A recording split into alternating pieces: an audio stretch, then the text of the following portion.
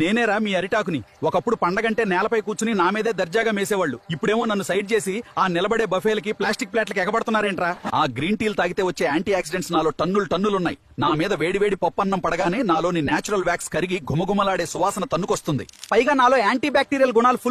కానీ మీరేం చేస్తున్నారు? స్టైల్ అని బిల్డప్ ఇచ్చి ఎప్పుడో ఫ్యాక్టరీలో పుట్టిన ఆ ప్లాస్టిక్ ప్లేట్లు, థర్మోకోల్ కవర్లు నాకుతున్నారు. వేడివేడి సాంబార్ కూరలు ఆ ప్లాస్టిక్ మీద పడగానే ఏమవుతుందో తెలుసా? అందులో ఉండే కెమికల్స్, మైక్రో ప్లాస్టిక్స్ పచ్చళ్ళలో కలిసిపోయి సైలెంట్ గా మీ కడుపులోకి జారుకుంటున్నాయి. ఇక రేపొద్దున క్యాన్సర్లు, కడుపు నొప్పులు రాకుండా క్యారెట్ హల్వాలు వస్తాయా? పోనీ ఇదంతా చేసి పర్యావరణాన్ని ఏమైనా ఉద్ధరిస్తున్నారా? అదీ లేదు. నన్ను వాడితే పని అయిపోయాక ఆవులకో గేదెలకో మేత అవుతా, లేదా మట్టిలో కలిసిపోయి చెట్లకు ఎరువు అవుతా. నా లైఫే ఒక త్యాగమైనా నా త్యాగం ఆ ప్లాస్టిక్ ప్లేట్ గాడికి ఏం తెలుస్తుందిరా?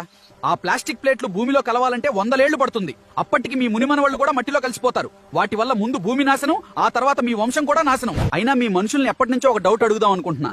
మీరే చెత్తంతా కనిపెడతారు, వాటితో మీరే ప్రాబ్లమ్స్ తెచ్చుకుంటారు, మళ్ళీ దానికి మీరే సొల్యూషన్ అని షో కొడతారు. మళ్ళీ సొల్యూషన్స్ పేరుతో జేబులు ఖాళీ చేసుకుంటున్నారు. ఏమరా బాలరాజు, మీ వల్ల దేశానికి ఉపయోగం? ఎప్పటికైనా ఆ ప్లాస్టిక్ దండం పెట్టి నన్ను వాడి చావండి, ఆరోగ్యంగా ఉంటావండి.